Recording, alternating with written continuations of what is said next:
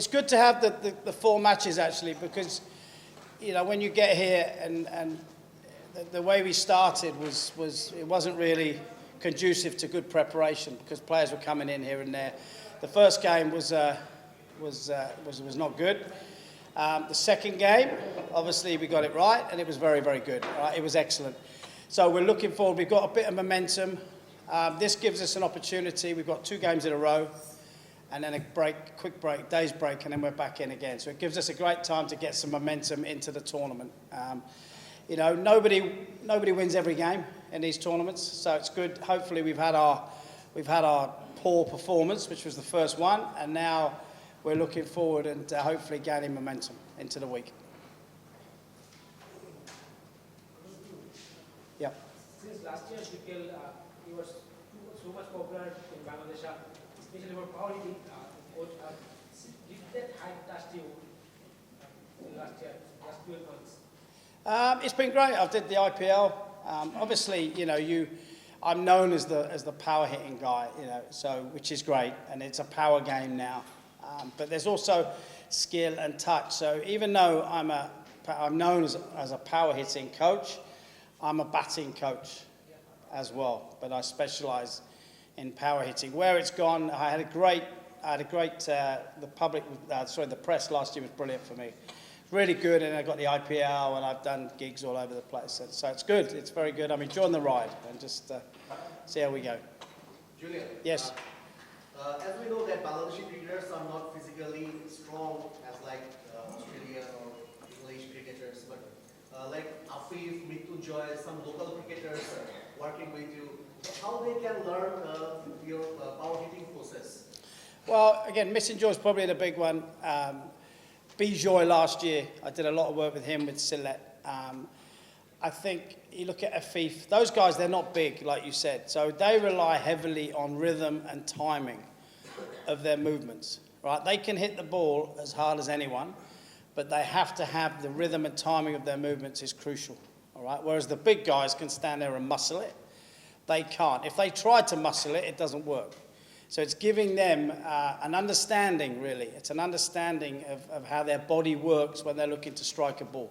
Once they have that understanding, and there's ways to train it as well, which is what the boys are doing here. I've introduced them to some of the drills that I use, and it's just a way to train it, and it's understanding basically how your body works to create power. That's why if you get the rhythm and timing right, and you get the separation of your hands right with your body, then that's why small guys can hit sixes.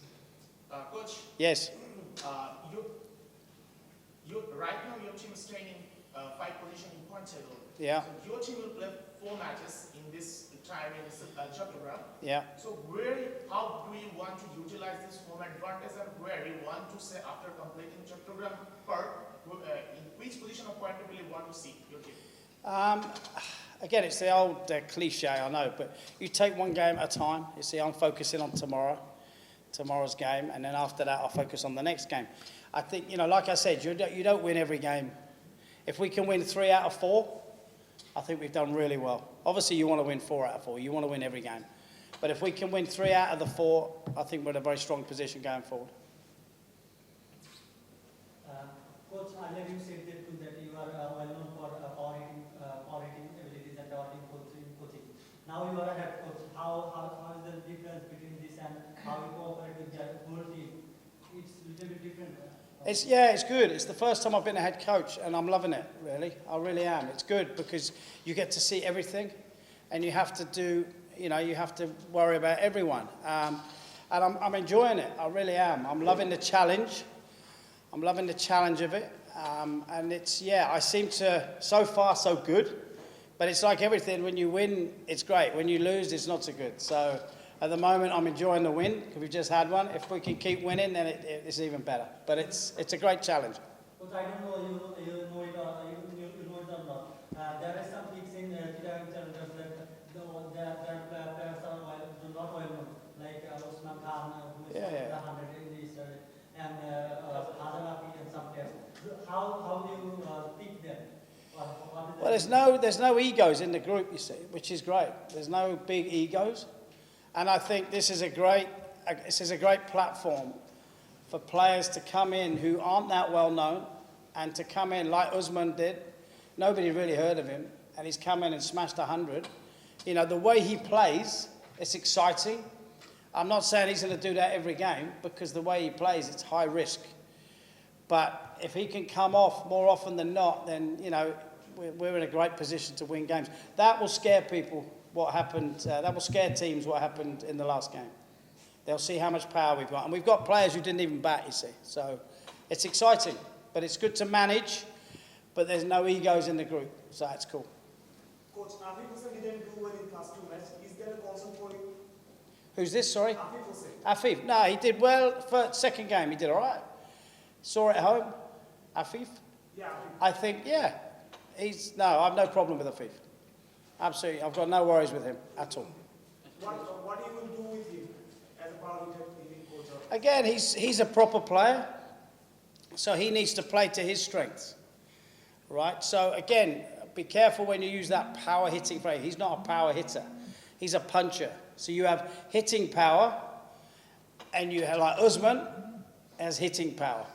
Afif has punching power with skill and touch. So they're different, right? So Afif's more skillful than Usman. Usman is powerful. So I believe we've got a great balance of power, skill, and touch in the squad. Shubhagatam home looks so much fascinating in the names, and Zia and Afif look fearless. What license you are giving to these boys? I'm just trying to encourage them to just go out and play with freedom, you know, without fear. I think the first game we played, the guys were fearful. They looked scared. To me, they looked really scared. We had a meeting, and I said, look, I want you to go out and express yourselves. If you get out doing it, I don't mind. I'm not going to judge you on that, okay? But I will judge you if you go out and just block it and, you know, eat up balls. I can't have that. So I'm trying to give them the opportunity to express themselves. And if you do that, that breeds confidence throughout the group. And then, you know, who knows what can happen? What can happen is what happened the other day. Usman, I gave him the freedom to go and just play, and he played a fantastic innings. Superb. And when you do, in a batting group, batting is one. It's not really, you don't bat as a group. Games are won by individual brilliance. Bowlers have to bowl as a group. Batters is slightly different. So it's giving them, somebody go and win the game. You know, go out and express yourself. Even if you face 10 balls and get 30, that's brilliant. Julian, Yes. You're working exceptionally well in franchising. Last year in BPL or this year also. Do you get any formal or informal proposal from BCB to work with the national team? There was talk before the World Cup. I was in Pakistan working for the PCB, and then there was conversations happening, not with me, but with other people about using me, but nothing came of it. So it's been something that over the last year has been mentioned a number of times, but nothing seems to have happened. But I'm here and I'm available, so. Any recent talk? Sorry? Any recent talk with BCB? Not since I've been here, no. No. Last one. Last year you worked as a select franchise. After that you worked with some of franchise. As a coach, as a team, part of team management, what difference you saw in the franchise between IPL, DPL? As a team manager, part of team management. The IPL is the absolutely cream of the crop. All right, it is phenomenal. What amazed me there was the level, the standards of cricket is unbelievable. It's just, I was blown away by how good these guys are. With regards to the, you have like stepping stones. This to me is a great platform and a stepping stone for young players to go further, to get into the IPL. If you do well here, there were players like Benny Howe last year, did okay in the BPL, and then he went to the PSL, and he ended up going to the IPL. He didn't play for Punjab, but he was there. So it's a great platform. And I think the way it's run, the BPL is run, I think if you can work in this environment, because it's pretty chaotic, it's, there's fans everywhere, it's pretty chaotic, and you have to just deal with stuff. And I think if you can work in this as a coach or a player, if you can work in this environment, you can work anywhere in the world. So I think it's a great platform going forward for young players to go into IPL and other franchise tournaments. Thank you. All good? Cheers, guys. Thank you. Thank you, coach. আমাকে ভয়েসটা save করে দিন